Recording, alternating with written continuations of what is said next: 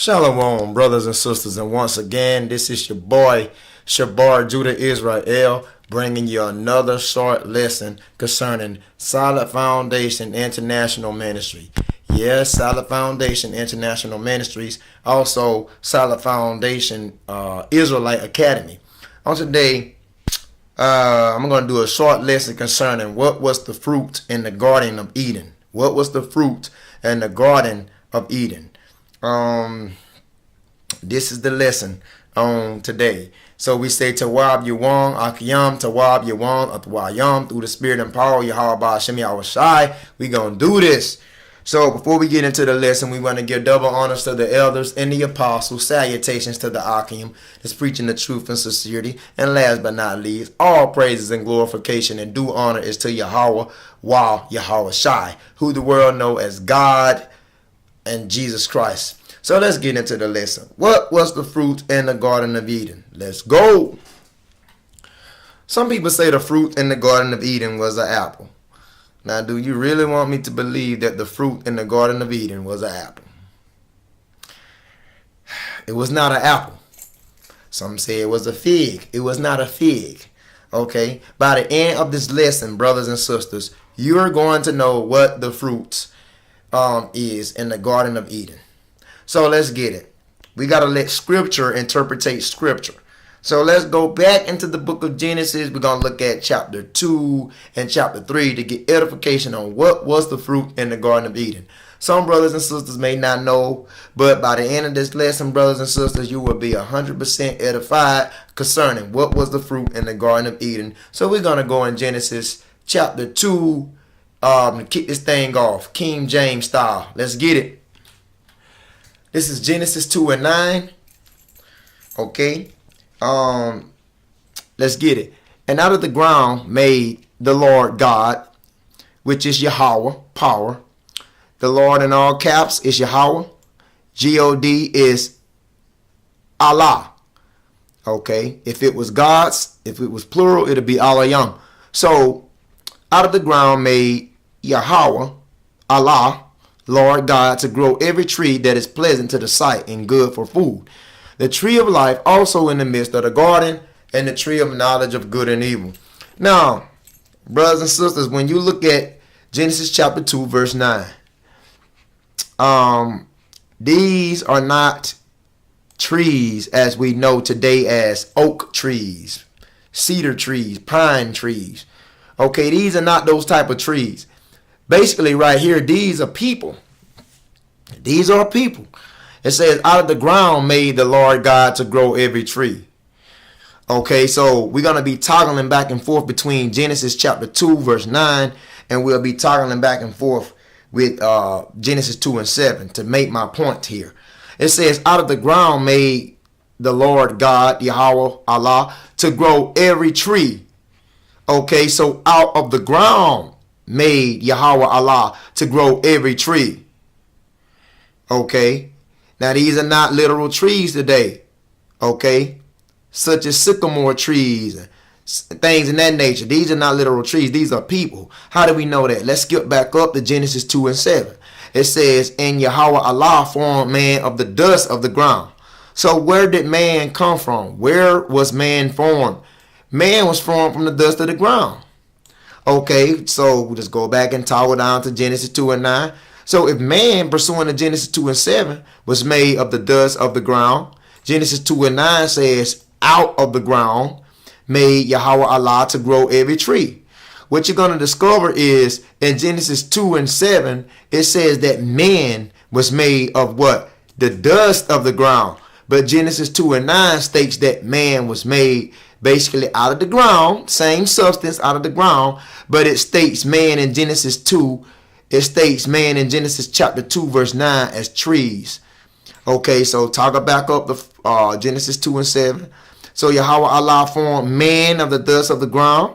And Genesis 2 and 9 tells you out of the ground made Yahweh Allah to grow every tree. So you can see right there, trees are actually men, women, children, nations.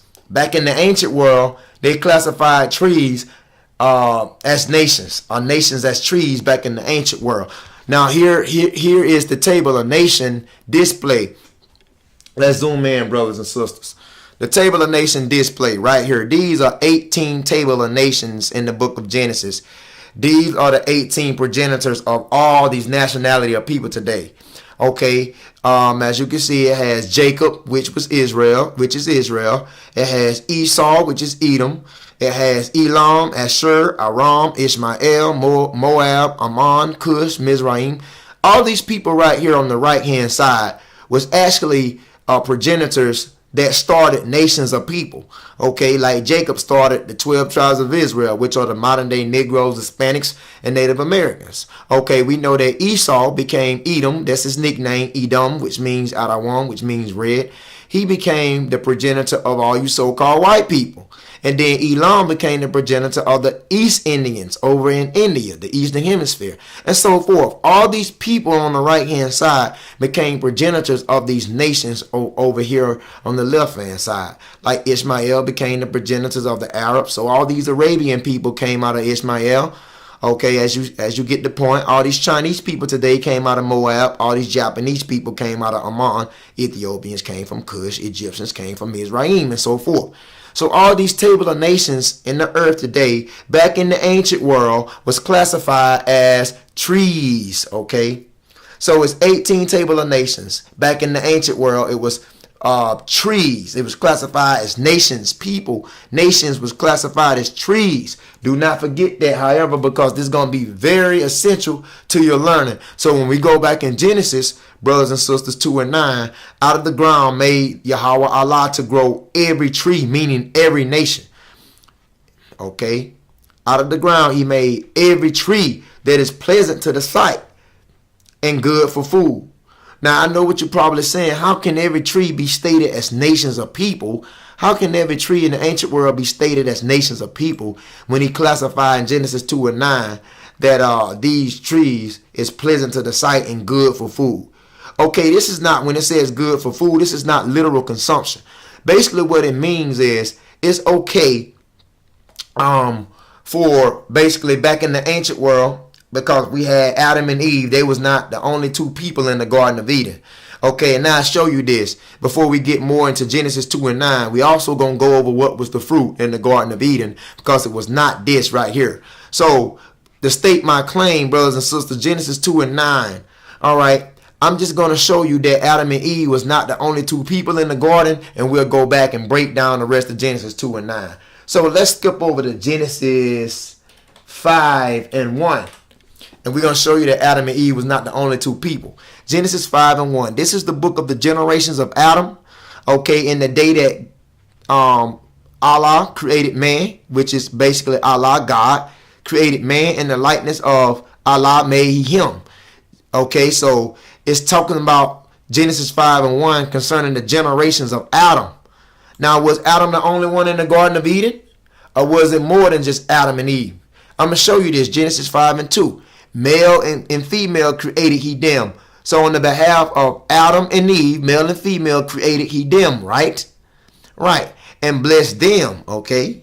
And called their name Adam. He called their name Adam. So if Adam was the only individual in the garden concerning man, why would he make male and female create he them, bless them, and call their name Adam? Okay, in the day when they were created. So basically, he created more than just Adam and Eve. Back in the day, back in the ancient world, you had in the Garden of Eden, we're going to go back now to Genesis 2 and 9. Back in the ancient world, okay, you had in the Garden of Eden what they were called the pre-Adamites. The pre-Adamites. Okay, and Adam and Eve were the leaders over those Adamites. Okay, Adam and Eve were the leaders over those Adamites. Over those pre-Adamites back in the day. And they was put in charge to be the guardians and to be the forerunners for the rest of the pre-Adamite nation. Adam and Eve was the leader. So you can say Adam and Eve was like king and queen of the pre-Adamite nation. All right. So out of the pre-Adamite nation, okay, they was known as every tree right here. Okay, every tree. And it was pleasant. to be in the midst of these nations of people, because back in the ancient world, it was pleasant to the sight, because there was no evil or no wicked decrees found within these every tree or these Adamite people. There was no wickedness found within them. So they was good for food, meaning that they was good to hang around. They was good basically for food. Basically their ways, their actions, their deeds was okay. It was exceptional to be for you to take upon their actions and their deeds, which was good for food. It said the tree of life also. Now the tree of life, because I'm telling you that trees in the Garden of Eden was what we would call today modern nations. And I'm going to show you this. Okay, matter of fact, before we get into the tree of life, let me show you, let me state my claim and show you that trees in the Garden of Eden was classified today as we say as modern day nations of people. Okay, this is let's see, I don't know what's going on with Blue Letter Bible, but yeah, this is Isaiah 61:3, and they have all the I's capitalized. I don't know what's going on. Wait a minute, brothers and sisters. Okay, had to get rid of those highlighted areas. This is Isaiah 61:3 concerning trees as being nations of people.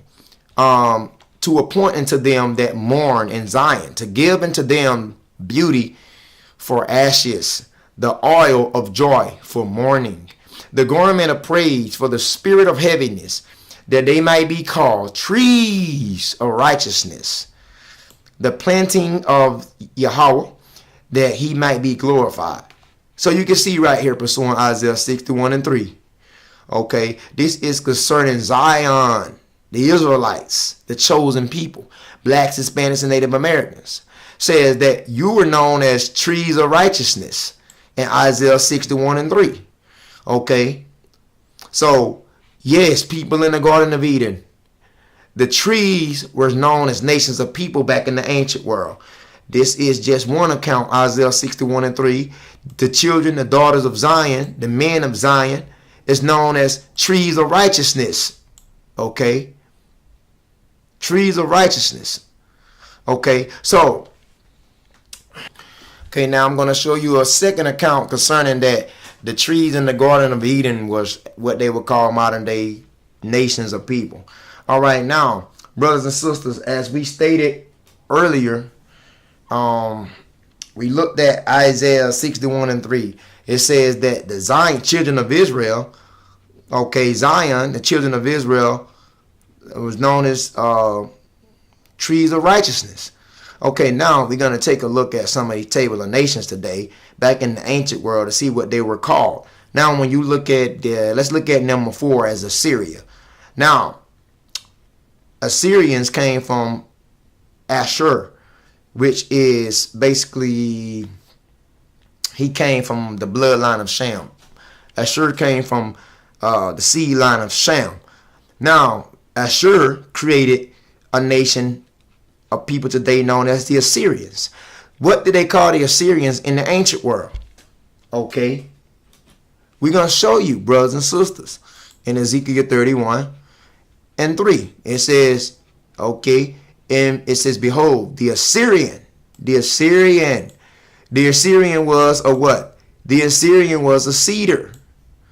So, concerning the table of nations, dealing with the Assyrians, number 4, Assyria, back in the ancient world, pursuant to Ezekiel 31:3, was known as a cedar. Now, what is a cedar? Okay, a cedar is what you see right here. Okay, a cedar bush. This is a cedar. They put you in the mind of like, in relations to pine trees. Okay, here's another one, picture of a cedar, a giant cedar. As you can see, a giant cedar. These are cedars, cedar wood. That's cedar wood, and that's a cedar tree. Okay, that's a cedar tree. As you can see, cedars. Okay, a cedar tree. Now, it tells you in Ezekiel 31:3 that Assyrian was a cedar. So you want me to believe actually that the Assyrians was as these cedar trees, they was actual trees. No, brothers and sisters. This is making an allegory statement, an allegorical, how would that be said? An allegorical, if that's a word, statement. It's making an allegorical statement as the Assyrians being a cedar in Lebanon. Now, so you can see that the Assyrians were known as cedars. It says in Lebanon, that's just letting you see that the trees in the Garden of Eden was nations of people.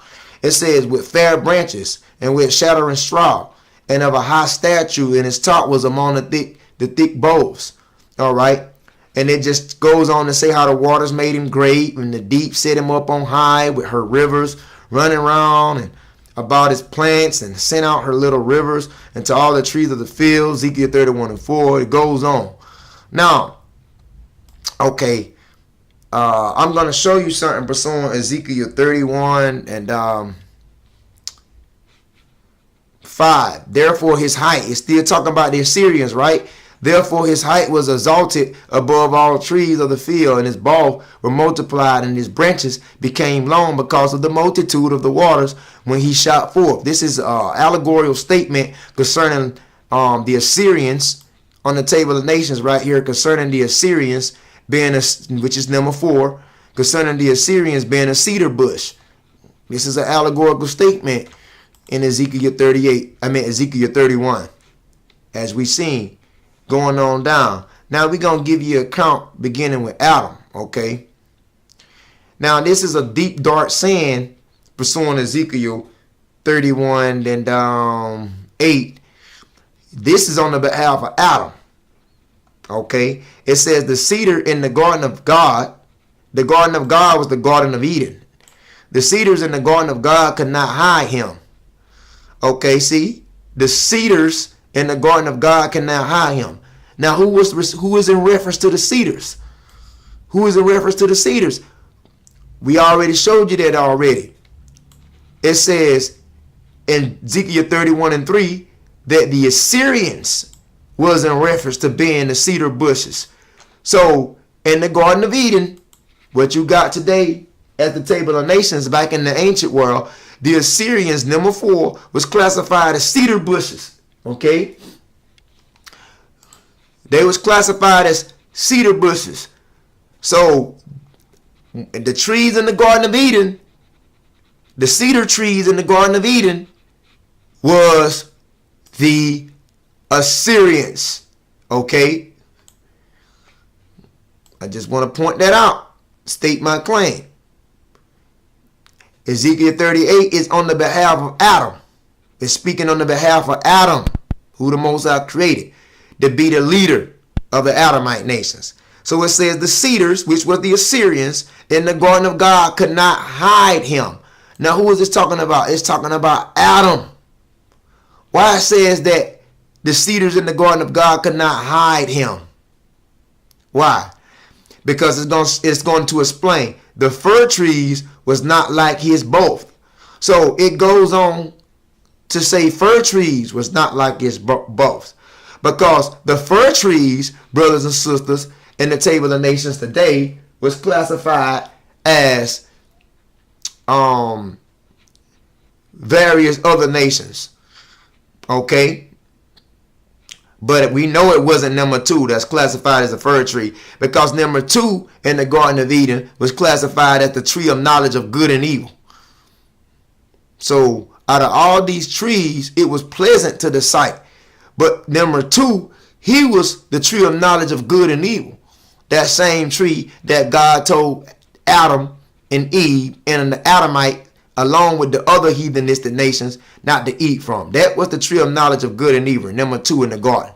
With the so-called white man today. Because out of all these table of nations today, he is the worst, the wickedest nation of all, out of all nations today in the earth. The so-called white man has did more evil, more abomination than any other nation upon the face of the earth. Facts, hands down. So he was known as the tree of knowledge of good and evil back in the ancient world in the Garden of Eden, which number 2. All these other trees from 1 to 3 all the way down, we seen the Assyrians classified as cedar trees, and all these other nations was known as fir trees and whatnot. And so in that area, I'm just trying to point it out, because Genesis chapter 2 and chapter 3 can be very hard to understand if you don't have the sufficient amount of knowledge, man. So the fir trees, pursuing Ezekiel 31 and 8, trees were not like it's both. It's saying that these other nations was not like Adam, man. They was classified as trees back in the ancient world. Not like it's both. Both. Okay. It says, and the chestnut trees was not like his branches. You see that? Because your branches can be symbolized as your limbs, your arms, and so forth. Nor any tree in the garden of God, which was the Garden of Eden, was like unto him in his beauty. So was it no other tree, modern day nation back then, beautiful than Adam. Okay. Genesis 31 and 9, I have made him fair by the multitude of his branches, so that all the trees of Eden. So you see that? So these trees of Eden was known as nations, man. Ezekiel 31 chapter, Ezekiel the 31st chapter is a cold cut. It's literal proof to show you that the trees of Eden was classified as nations of people. The trees of Eden in Ezekiel 31 was classified, the trees of Eden was classified as nations of people. Ezekiel 31 and 9, I have made him fair by the multitude of his branches, so that all the trees of Eden that were in the garden of God, in the garden of Allah, envied him.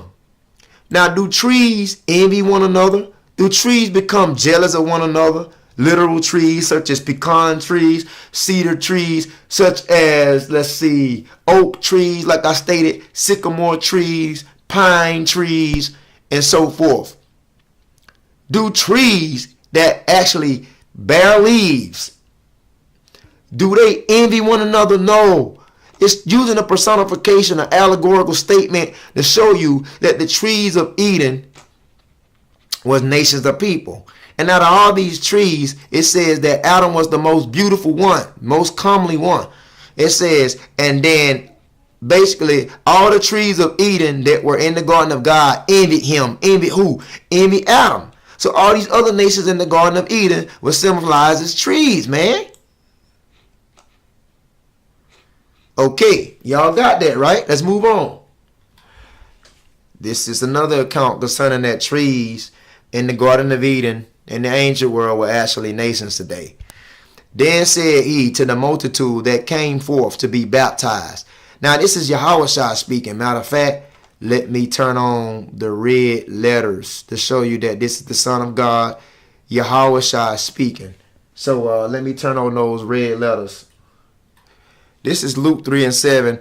I think I stated that Yahushua, the Son of God, was speaking here, but that was an error. He's not speaking here. Actually, who's doing the speaking in Luke 3 and 7 is John the Baptizer. John the Baptist, the cousin of Yahushua. So John the Baptist says in Luke 3 and 7, then said he to the multitude that came forth to be baptized of him, O generations of vipers, who have warned you to flee from the wrath to come. Okay, Luke 3 and 8, bring forth therefore fruits worthy of repentance, and began not to say within yourself, we have Abraham to our father. For I say unto you that Allah, God, power, is able to of these stones to raise up the children unto Abraham. Now Luke 3 and 9. And now also the axe is laid into the root of the trees. Every tree, therefore, which bringeth not forth good fruits is hewn down and cast into the fire. So what was John stating here, people? What was he stating here in Luke 3 and 9? He's basically saying that the axe is the axe is the instrument of death. Okay, the instrument of death. That's what the axe is. Because everyone has a death date. And it says the axe is laid into the root of the trees. These trees is referring to people, man. Okay. Wicked Israelites. Wicked blacks, Hispanics, and Native Americans. Wicked Israelites that don't want to bring forth righteousness, that don't want to declare righteousness in the earth. It says that the axe, death, is laid unto the root of the trees. Every tree, therefore, which bringeth not forth good fruit. Out of you blacks, Hispanics, and Native Americans, you don't want to keep the law, statutes, and commandments. You don't want to accept that you're a Hebrew Israelite. Okay? You don't want to keep no Sabbath days and so forth. You don't want the Hebrew dress code. You don't want to rock the fringes. And you women don't want to cover your heads when you pray. You don't want to get out those tight pants. You don't want to wear dresses and so forth. You don't want to submit to the Hebrew dress code and the dietary law, civil law, ceremonial law, and so forth. If you don't want to submit yourselves, it says, every tree, therefore, which bring forth not good fruit. So I'm just letting you see, is hewn down and cast into the fire. So that fruit represents your ways, man, your deeds, your actions. This Luke 3:9, because this plays a part on the behalf of Adam and Eve taking of the forbidden fruit in the Garden of Eden. Now, was it this? No, it was not that. Adam and Eve, when they ate the fruit of the tree of knowledge of good and evil, it was not literal consumption. It was not an apple. Okay, Adam and Eve basically took upon themselves false philosophy and wicked ways of the sons of the wicked. I told you basically previously that the tree of knowledge in the Garden of Eden was the so-called nation of Edom, the white man. Okay, the modern day Edomites, the sons of the wicked. Okay, though that's the tree of knowledge of good and evil. Now, all these other table of nations back in the ancient world was known as trees. Let's say 1. Let's skip over 2 because 2 is the tree of knowledge of good and evil. So 1, 3, 4, 5, 6 going on down. These trees was okay. But the tree that was in the midst of the garden of knowledge of good and evil, that was number 2. Okay, would be the so-called white man today. Back then, he was known as the tree of knowledge of good and evil. Okay, and Adam and Eve, what did they do? They took upon, back in the day, they took upon number 2. They took upon number 2 ways. Okay, they took upon their deeds. They took upon their philosophies and customs. Okay, that was the fruit. Their actions and deeds that Adam and Eve and the Adamite, and they taught that to the Adamite nation, making them wicked. And that's why we all die today, man. So how we know that the fruit was in reference to your actions? Because we're going to see right here in Luke 3:9, it says, and now also the axe is laid into the root of the trees, every tree therefore which bring not forth good fruit. So when you go right here in the Greek 2590, it says karpos. We'll play that. Strong's G 2590,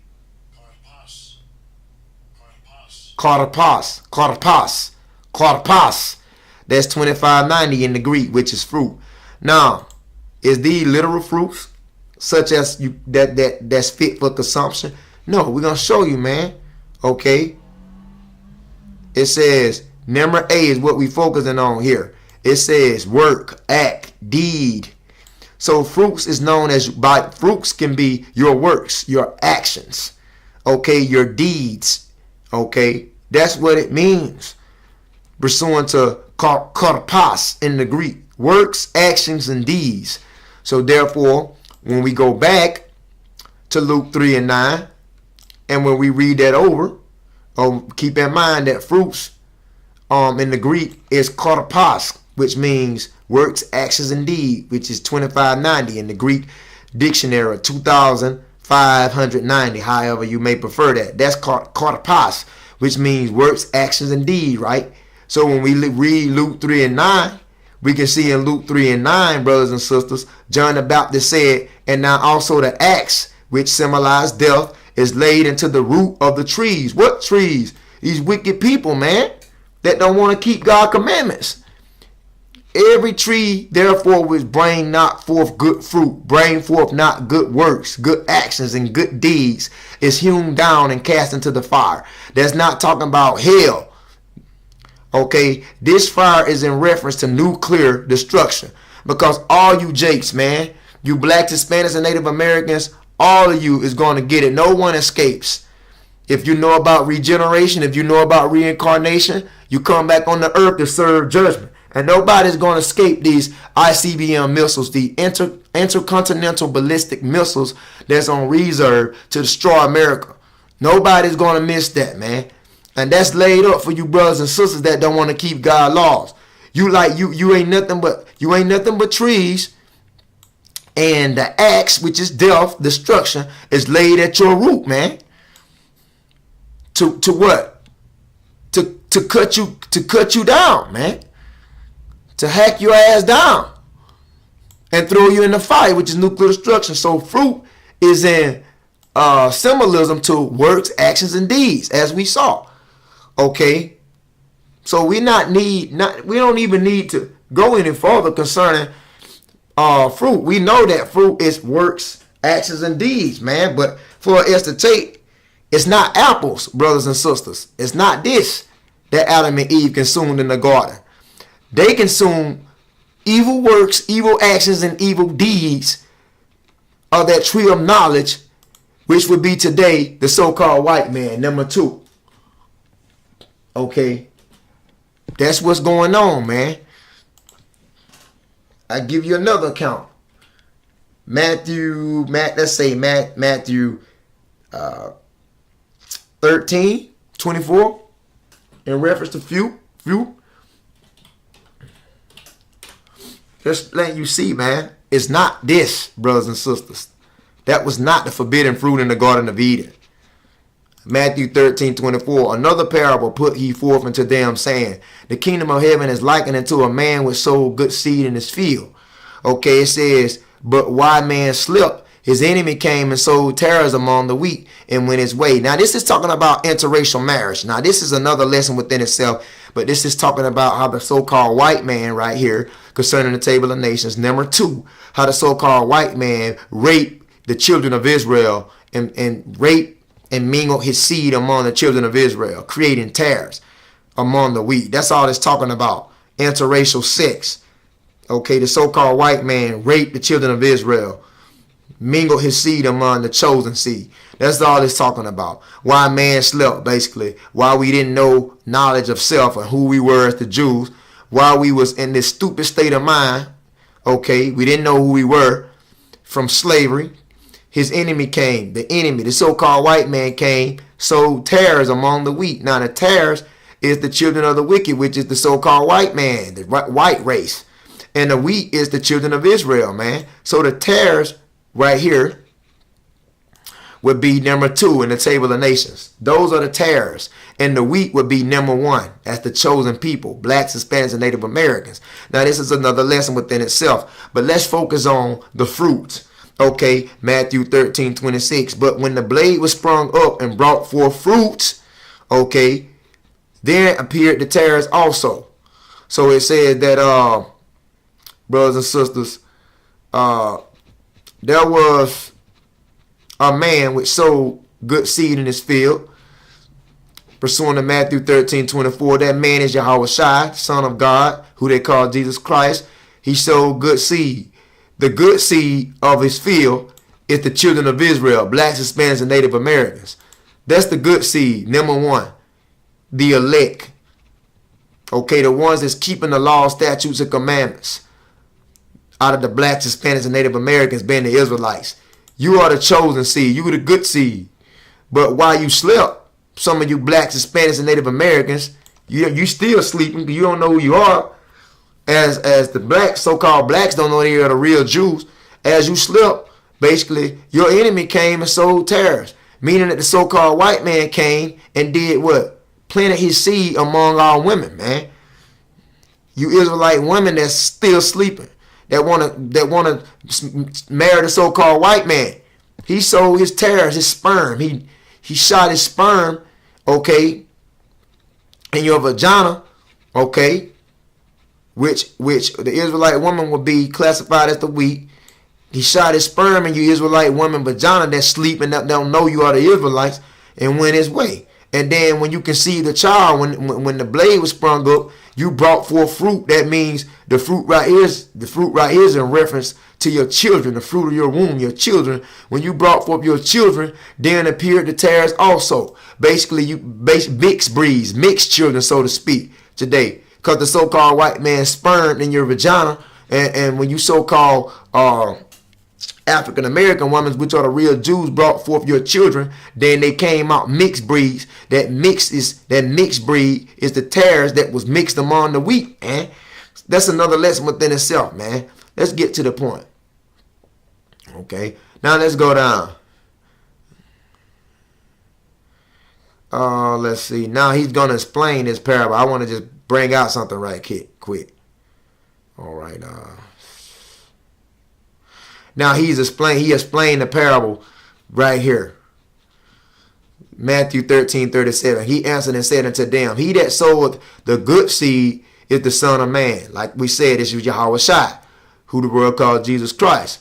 It says the field is the world. The good seed. What is that good seed? The good seed are the children of the kingdom. Now, who the children of the kingdom concerning the table of the nations? The children of the kingdom concerning the table of the nations is number one, man. The Israelites, the chosen people, blacks, Hispanics, and Native Americans. You are God's children. You are the children of the kingdom, because the kingdom of heaven is only for Israel. The kingdom of heaven is not from 2 to 18. But however, they will be in the kingdom, but from 2 to 18, they will be slaves in the kingdom. The number one, we will be kings and queens in the kingdom to come. Blacks, Hispanics, and Native American. You are the children of the kingdom, man. All right? So it goes on to say in Matthew 13:38, the good seed of the children of the kingdom, Israel.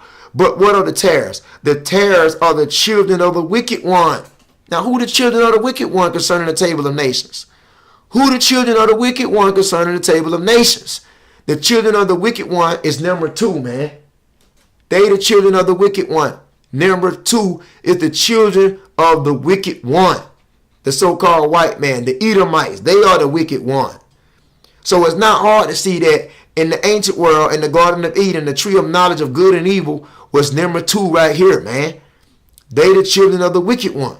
They the tares, man. Let's go back to Matthew 13:38. The tares are the children of the wicked one. Okay. Okay. So it tells you, man, they are the children of the wicked one. So that tree of knowledge of good and evil in the Garden of Eden was the children of the wicked one, which is the modern day Edomites, these white people. How we know that they're children of the wicked one? Let's bring out Malachi, I believe, chapter 1. I'm going to show you they the children of the wicked one. Malachi chapter 1 and 2. I have loved you, said Yahweh. Ye say, wherein hast thou loved us? It says, was not Esau's Jacob brother? Now Esau is Edom, man, which is the wicked one, the so-called white man. Esau is Edom, which is number 2. Okay, it says, was not Esau's Jacob brother? Now who is Jacob? Jacob is number 1, the chosen people, the Israelites, blacks, Hispanics, and Native Americans. Because out of Jacob, 12 sons make up you blacks, Hispanics, and Native Americans. So Jacob was Esau's brother. Now Esau's name was changed to Edom in Genesis the 25th chapter. So you can see that Esau and Jacob was brothers, right? Now let's see who the wicked one. That's what we're trying to bring out. Was not Esau's Jacob brother, said Yahweh, yet I love Jacob. So he say, I love Jacob. I don't love no damn Esau. As far as I'm concerned, Jacob is my beloved. Malachi 1 and 3. And I hated Esau. I hated Esau and laid his mountains and his heritage waste for the dragon. So he hated Esau, right? Now who is Esau? Esau is Edom. Okay? We know Esau is Edom. If you don't believe me, Genesis 36 verse 1 tells you Esau is Edom. So he hates Esau, right? Which are you so-called white people. Now, I'm going to show you something. Let's just skip down for a second. Okay. Now watch this. It says, Malachi 1 and 4 concerning Esau. Whereas Edom said, see, that's Edom. Now who is Edom? Number 2. The so-called white man. That's Edom. Esau's name was changed to Edom. That's his nickname. It's Esau's nickname. Edom, which means Adawam, red. Because you're a red race of people, white folks.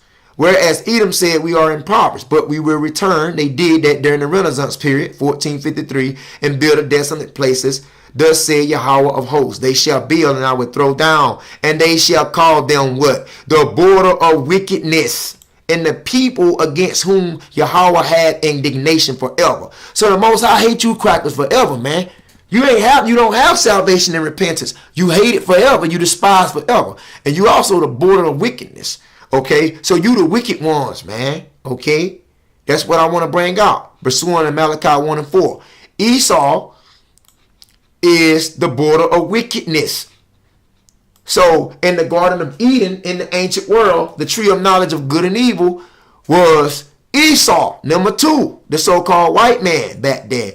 These race of people, which is known as the Edomites, was symbolized as the tree of knowledge of good and evil in the Garden of Eden, man. Pay close attention, brothers and sisters. I'm not playing with this. So now Malachi 1 and 4 tells you that Esau, Malachi 1 verses 3 and 4, tell you that Esau is the border of wickedness. He's the wicked. So now when we go back to Matthew 13:38, it says the tares of the children of the wicked one. So we know who those tares are. Esau, the tares of the children of the wicked one. And those tares were sown among the wheat, man.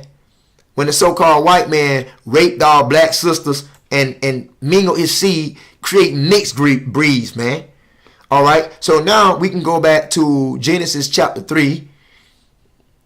Okay. So by now you should be getting an all-around summary what's going on, man. Pursuing Genesis. Okay. You should be getting an all-around summary. Genesis 3 and 2. And the woman said unto the serpent, now this wasn't an actual snake. This was the forerunner. This was also the wicked one that's in connections and relations to Esau, the serpent. We may eat of the fruit trees of the garden. Now, how do you eat of the fruit trees of the garden? Because like I stated earlier, it's not literal consumption such as eating damn apples. It's not this. When she stated that we may eat, when she stated in Genesis 3 and 3, that let's see where we was at. Genesis 3 and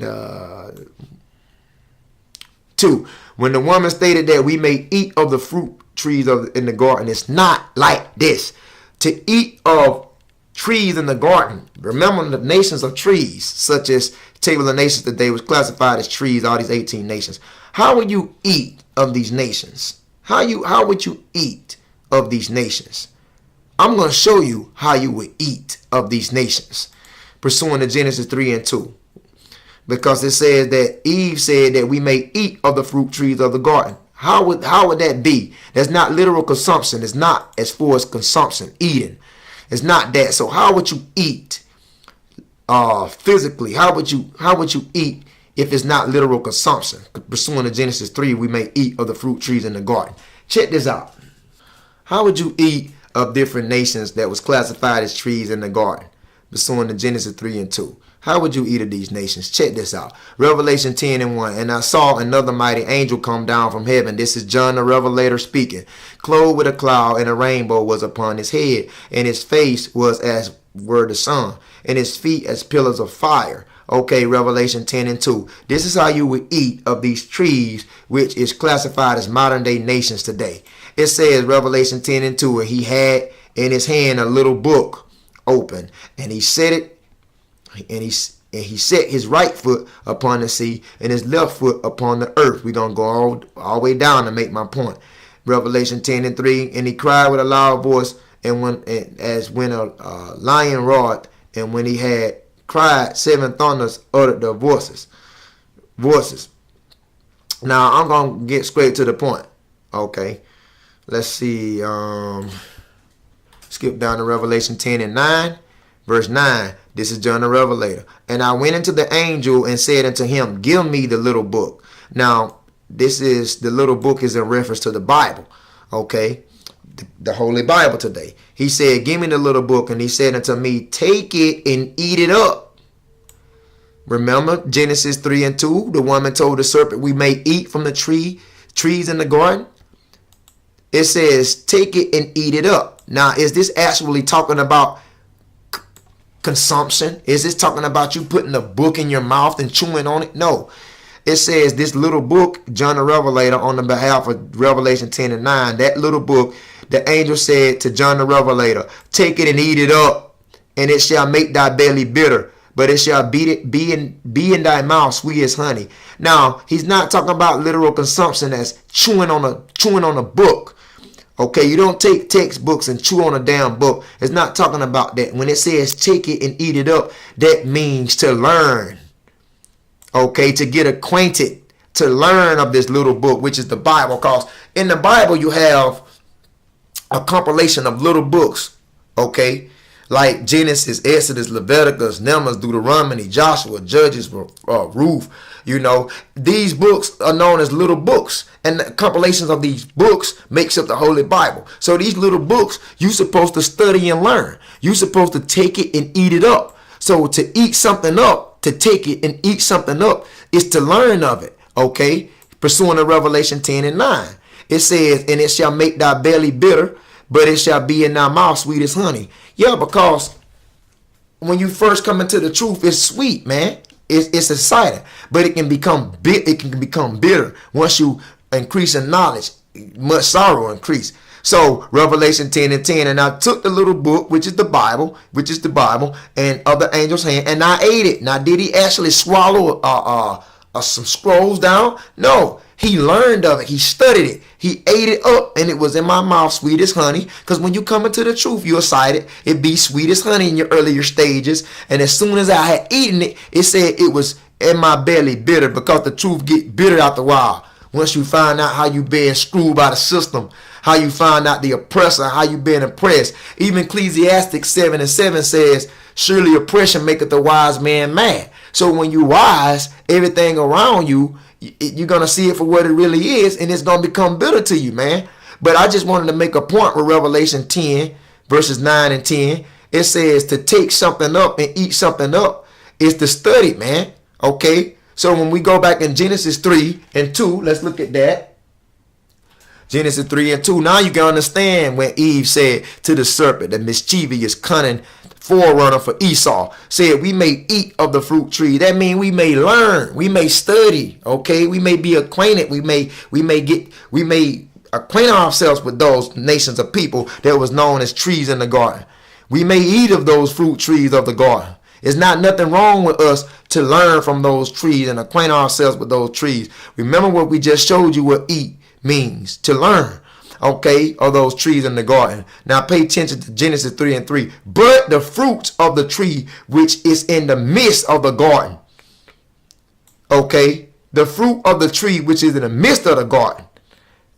Ye shall not eat of it, neither shall ye touch it, lest ye die. Now what was this tree and its fruits in the midst of the garden?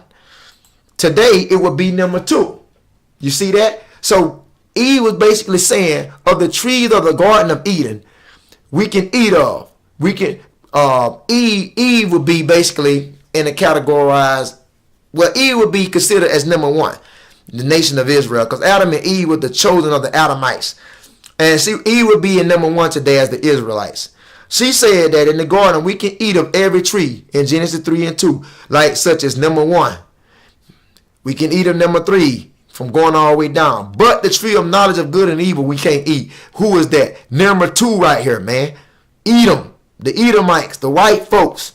It says this tree we can't eat of. So basically Genesis chapter 2 and verse 3. Chapter 2 and chapter 3 is referring nations as trees. And out of all these trees, it was okay for you to study and learn from and acquaint yourself with. But number 2 was known as the tree of knowledge of good and evil. That God told God told Adam and Eve and the Adamites not to fool with, man. Not to have no dealings with. Okay? So when you go back now, Genesis 3 and 3 says that tree that was in the midst of the garden, God have said, ye shall not eat of it, neither shall ye touch it, lest ye die. Which was Esau today. And the serpent said unto the woman, ye shall not surely die. For God know that in the day that thereof, then your eyes shall be open, meaning your understanding shall be open, and ye shall be as gods, knowing what good and evil. Because Adam and Eve, that was the leaders of the Adamite nations, and all these other nations outside of number 2, the tree of knowledge of good and evil, they only knew righteousness. But once Adam and Eve being the leaders of the Adamite nations, once they took upon that tree of knowledge of good and evil, which is the so-called white man today, guess what they did? They ate of it. What it means to eat of it, to learn their ways. So Adam and Eve in the Adamite nation, beginning with Adam and Eve, first and foremost, they ate of this so-called white man philosophies. His actions, his works, his deeds. They ate of his fruit, man. Thus making themselves, guess what? Knowing good and evil. Their eyes, their understanding was open, and they made them. They was, when they only knew good in the beginning. Now they know good and evil. Okay, so what's not this tree? Good, the tree of knowledge of good and evil. Okay, Adam and Eve only knew good, but once they ate of that tree of knowledge of good and evil, they knew not only good, but they knew the evil side as well. So this tree of knowledge of good and evil, man, with the so-called white man today, man. Okay, when you go back to the table of nations, this was none other than number 2. All the other trees was cool in the garden, but number 2 was that tree of knowledge of good and evil that was in the midst of God, in the garden, that Most High said, don't eat of, man. Okay. Once again, we're going to look at that. Okay. Genesis 2 and 9. Out of the ground made the Lord Yahweh, Allah, God, to grow every tree that is pleasant to the sight. And right here in Genesis 2 and 9, every tree that was pleasant to the sight is 1, 3 on down, excluding 2. Okay? Not including 2, from 1 and 3 on down. Okay, that's Genesis 9. Out of the ground he made every tree that is pleasant to the sight. It was nothing wrong to kick it with these nations. And good for food, good to learn, good to eat from, good to be acquainted to eat. Not literal consumption like this. Not literal consumption. But to eat from means to learn their ways. The tree of life also, that's Yahweh side, who the world calls Jesus Christ today. That's the tree of life in the midst of the garden. And the tree of knowledge of good and evil, who was that was in the midst of the garden? Number 2, the so-called white man. You was not to study and learn from these people because they was a wicked nation of people. Okay, but we did that, man. Adam and Eve, first and foremost, did that. Taught the pre-Adamite nation and created death and destruction in the world. That's what it's talking about. I'm gonna show you a good analogy. I'm gonna show you a good indication, a good presentation on the behalf of Genesis 3 and 3. It says, of the tree which is in the midst of the garden, the tree which is in the midst of the garden, God said, ye shall not eat of it. Now I'm gonna show you a good analogy of that. This is a good indication on the behalf when Eve told that serpent, man, we can't eat from this tree of knowledge of good and evil. This is a good example. This is eating from the tree of knowledge of good and evil. Jeremiah 10 and 1. Hear ye the word which the Lord Yahweh speaking unto you, O house of Israel. Israel back then would be classified as the epitome of Adam and Eve. Okay, a representation of Adam and Eve. That represented the house of Israel. Jeremiah 10 and 2. Thus said Yahweh, learn not the way of the heathen. So learn not the way of this heathen. Learn not the way of the heathen. That would be back in the ancient world, the tree of knowledge of good and evil that Adam and Eve ate from. Basically learn their ways. So it says, learn not the way of the heathen. When you learn, it say learn not the way of the heathen, meaning that don't study their ways and philosophies and customs. Don't eat up their philosophies and customs and their way of living. Don't eat that up. That's what it means. So Adam and Eve, they ate of the tree of knowledge of good and evil with the so-called white man. How? Because they learned the way of this so-called white man, which is the heathen. They learned their ways. So that's what it means. Okay? That's what it means to learn their ways. How did they learn their ways? How did Adam and Eve learn the way of the heathen, which is modern day number 2, the so-called white man? They ate of their fruits. Okay, let me give you a take on that. This is St. Matthew 7 and 16 concerning Adam and Eve consuming the fruit from the tree of knowledge of good and evil. It says, Matthew 7 and 16, ye shall know them by their fruits. Now we already seen what fruits is in the Greek. I mean, if you want to look at it again, just go into the interlinear, go down to fruits, and right here it's karpos, which is Greek 2590, or some may say 2590, and it means basically concerning works, actions, and deeds. As you can see that, brothers and sisters.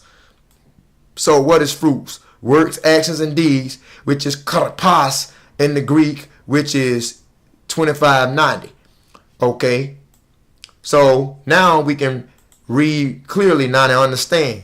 Matthew 7:16. You shall know them by their fruits. And it ain't talking about no damn fruits that bear such as these, because it wasn't no apple. It said, you shall know them by their fruits.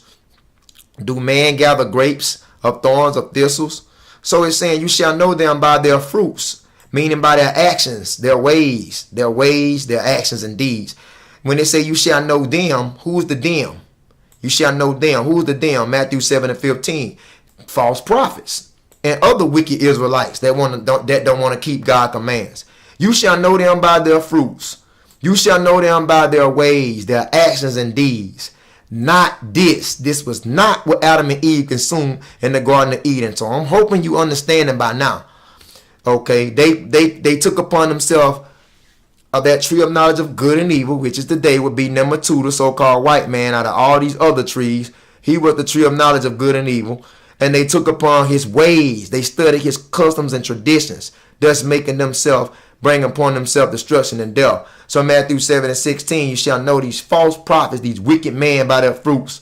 It says in Matthew 7:17, and every good tree bringeth forth good fruit.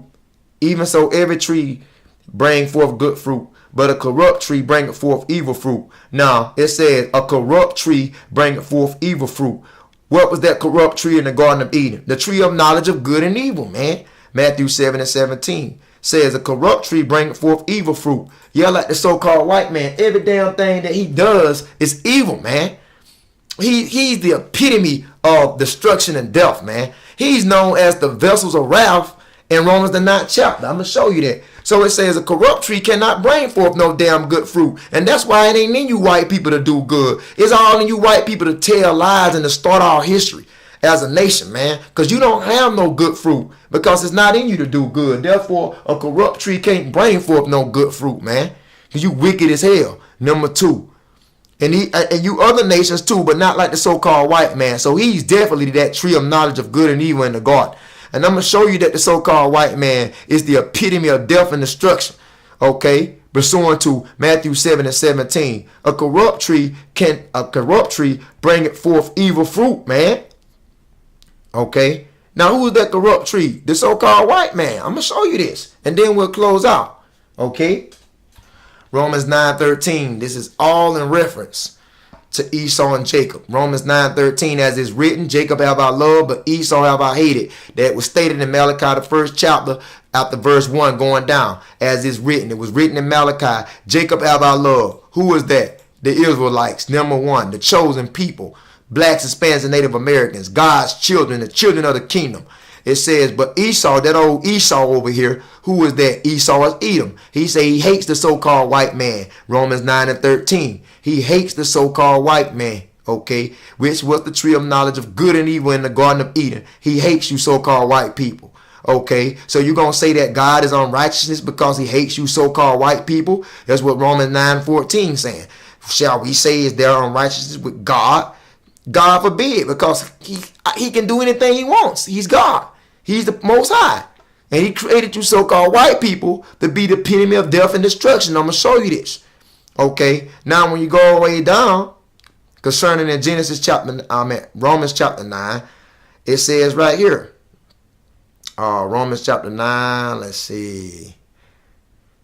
Okay, let's see. Romans 9:11. For the children being not yet born, who is that talking about? Esau and Jacob. Because Romans 9:10 tells you that Isaac and Rebekah, which is the mother of Isaac, which is the wife of Isaac, Rebekah is the mother of Esau and Jacob, conceived, and she conceived by Isaac. So Rebekah is the mother, Isaac is her husband, and they had Esau and Jacob. The children not being born yet. Esau and Jacob right here. Esau, number 2. The white man, wicked ass white man in Israel is Jacob. Blacks, Hispanics, and Native Americans came out of Jacob. So the children being not born yet, neither having done any good or evil, because in the beginning, neither have done any good or evil out of these 2 children, that the purpose of God according to the election. might stand. Not of works, but him that calleth. So the election, what is the election? To elect, to point out, to indicate. He elected according to his calling. He elected one of these children to be evil as hell, man. And I'm going to tell you who it is. If you so-called white folks, number 2, you are the epitome of destruction and evilness and wickedness in the earth, man. Okay? You are the evil ones.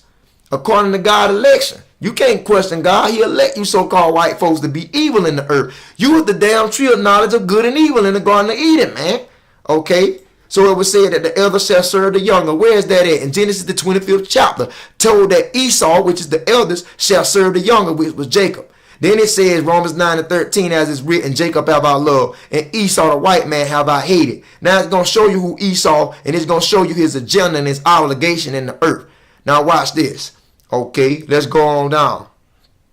Okay, watch this.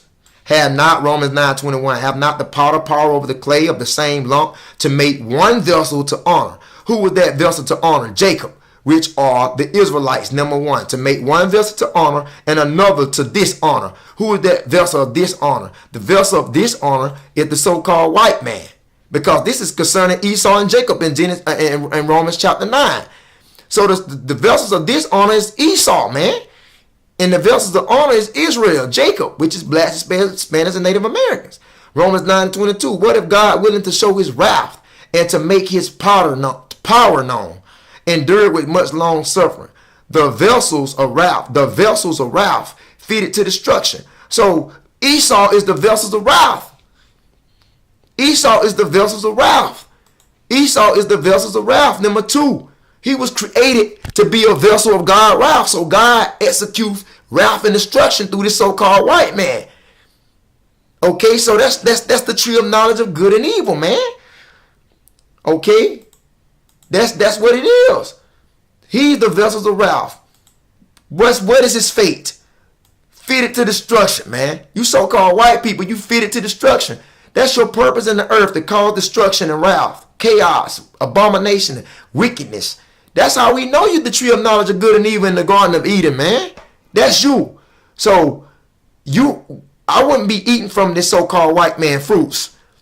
Okay? Because for the wages of sin is death, and Adam and Eve died. We still dying today from eating of this tree of knowledge of good and evil with this so-called white man. So I want to eat from his fruits. And you better believe it was not this in the Garden of Eden. So I hope that was a help to you, brothers and sisters, concerning the statement that I have to give on tonight.